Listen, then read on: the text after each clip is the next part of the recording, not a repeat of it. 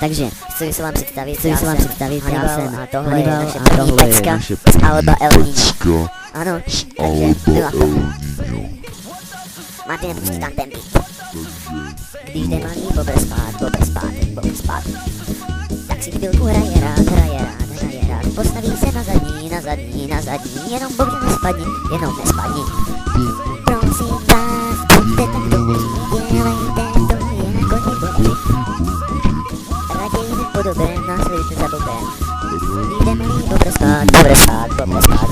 Dobré jídlo rýda rád, pije mléko glo, dělá glo.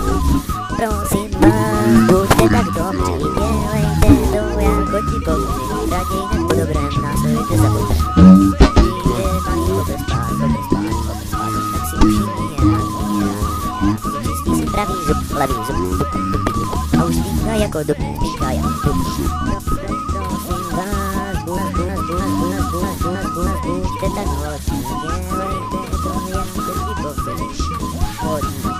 Stejně jako já, pochodujte to a já. Když dej malý bobr spát, tak si chvilku hraje rád.